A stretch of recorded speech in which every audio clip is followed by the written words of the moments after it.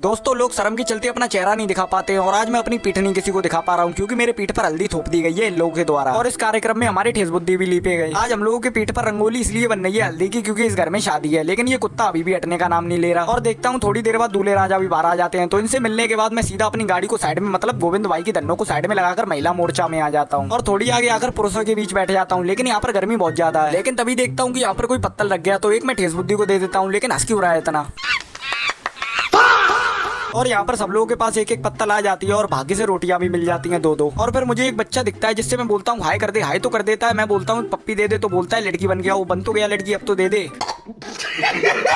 तभी मैं अपने खाने की शुरुआत करने लग जाता हूँ, लेकिन पहला कौर भगवान को खिलाते हैं तो मैं इस बच्चे को खिला देता हूँ क्योंकि बच्चे भी तो भगवान का ही रूप होते हैं। बात तो सही है। और बच्चे को खिलाने के बाद मैं खाना स्टार्ट कर देता हूँ क्योंकि यार खाना जरूरी है। और तभी देखता हूँ कि ये प्यारा बच्चा मासूम शर्मा के गाने सुनना है, क्या मतलब तो गया बेटे। थोड़ी देर बाद हम सभी लोगों का खाना पीना हो जाता है, तो इस पत्तल को साइड में लगाते हैं और हाथ धुलकर नीचे आ जाते हैं अपने धन्नों के पास। अपने धन्नों स्टार्ट करके जैसे जाने ही वाले होते हैं कि ये गोविंद का भांजा हमारे सामने आ जाता है जो कि बहुत उद्यमी और जाने की जिद कर रहा होता है, लेकिन ये बैठ ही आता है। तो मैं कहता हूँ चल तुझे ले ही चलता हूँ। जैसे मैरिज हॉल में पहुंचते हैं कि ठेस बुद्धि कहीं खो जाता है, क्या मतलब 13वीं शादी इसी मैरिज होम में होगी। और मैरिज हॉल के अंदर आकर डेकोरेशन देखते हैं, ये तो एक नंबर कर रखी है, लेकिन ये लौंडा नहीं मानेगा। मैरिज हॉल के अंदर आकर मैं ये गद्दे बिछाने लग जाता हूँ जिसपे लेट सकूं, लेकिन ये ठेस बुद्धि पहले लेट जाता है, क्या मतलब तुझे चुम्मी लेनी है। ये लौंडा बड़ा बेखौफ है, तभी मैं इसके अंदर खौफ भरने लग जाता हूँ अपने पीठ पर उठाकर। लेकिन आजकल डर तो इसके भी अंदर नहीं बचा मेरा, तभी मैं इसको घसीट देता हूँ।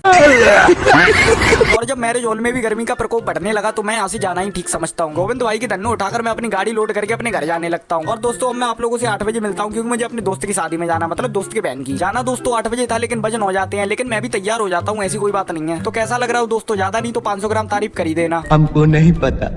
और तभी आ जाता हूँ दूसरे मैरिज हॉल में जो कि मेरे दोस्त ने बुक कर रखा था। और मैरिज हॉल में आने के बाद सबसे पहला काम पैसे लिखाने का करवा देते हैं। और तभी कुछ खाने पीने का देख ही रहे होते हैं कि मेरा दोस्त मिल जाता है एक थाली लेकर, जो कि कैमरे को देखकर ऐसे मुस्कुरा रहा है जैसे अभी लिया हो। खैर सब कुछ छोड़ो, मैं खाने के लिए जा रहा था लेकिन तू मिल गया तो मैं अपने मटर पनीर पर कॉन्सेंट्रेट कर लेता हूँ। और हल्का फुल्का दोस्तों डाइटिंग पे चल रहा होता हूँ तो गाजर खा लेता हूँ। मेरी आत्मा तो तब बाहर आ जाती है जब मैं ठेस बुद्धि को खाते हुए देखता हूँ, क्या मतलब और नहीं बचा। और थोड़ी देर बाद हमारे रतन दोस्त हमें मिल जाते हैं जिनकी बहन की शादी है। खैर इनसे इंट्रो मैं करवा चुका हूँ पर फिर भी देख लो एक बार।